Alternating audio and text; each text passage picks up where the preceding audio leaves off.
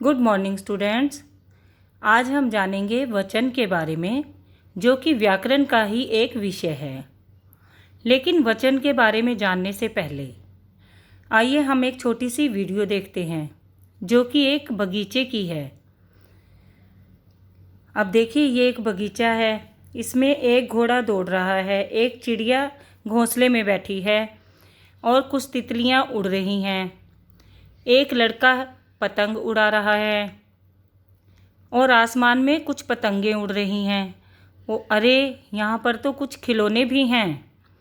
तो क्या करेंगे अब इनकी एक सूची बनाएंगे। सूची होता है लिस्ट।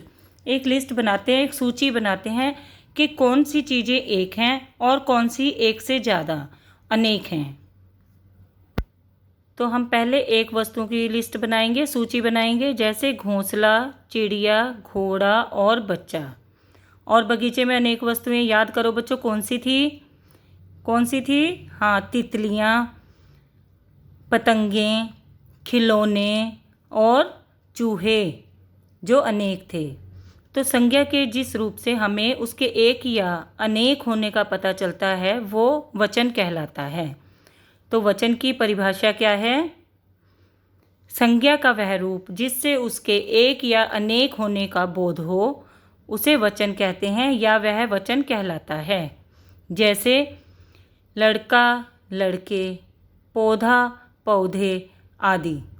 अब वचन कितने प्रकार के होते हैं? 2 प्रकार के होते हैं। एक वचन जो कि हमें एक वस्तु का बोध कराता है, एक होने का। दूसरा है बहुवचन, जो कि हमें एक से ज़्यादा या अनेक वस्तुओं का बोध कराता है, वो बहुवचन है। इसके बाद है जो हमें ध्यान देनी है कुछ बातें। पहली है आकारांत पुल्लिंग संज्ञाएं। कौन सी होती हैं? जिनके अंत में आ की मात्रा लगी होती है। उसमें हम क्या करते हैं? आ की मात्रा हटाकर हम उसमें ए की मात्रा लगाकर उसका बहुवचन बनाते हैं। जैसे घोड़ा, घोड़े, पहिया। पहिया का बहुवचन क्या बनेगा? आ की मात्रा हटाकर पहिए। ऐसे ही गधा, गधा का बहुवचन गधे आदि। इसके अलावा जो शेष पुल्लिंग संज्ञाएं होती हैं, उसमें क्या होता है कि हम उसका एक वचन में भी वही रूप होता है और बहुवचन में भी।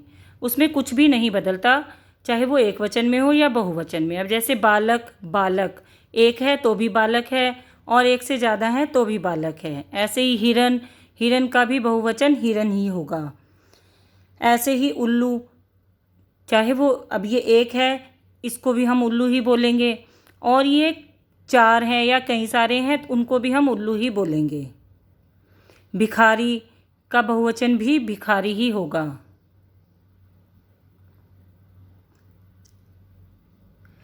लेकिन अगर संज्ञा के बाद विभक्ति आ जाए, विभक्ति कौन सी होती है?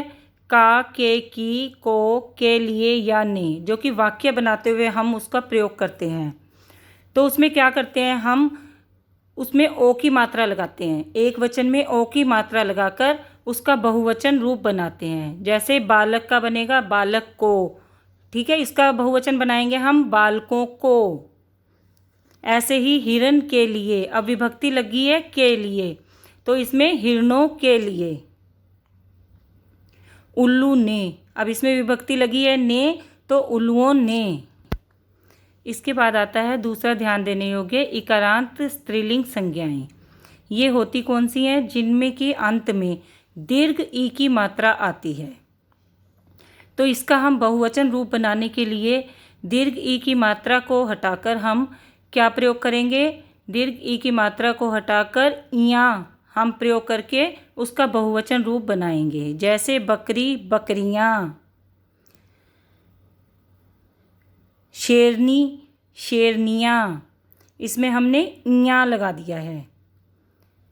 ऐसे ही पेटी, पेटी का बहुवचन रूप पेटियाँ। इसके बाद आता है तीसरा जो हमें ध्यान देना है, अकारांत स्त्रीलिंग संज्ञाएं। अब ये कौन सी होती है? जिनमें कि अंत में अ की मात्रा आती है।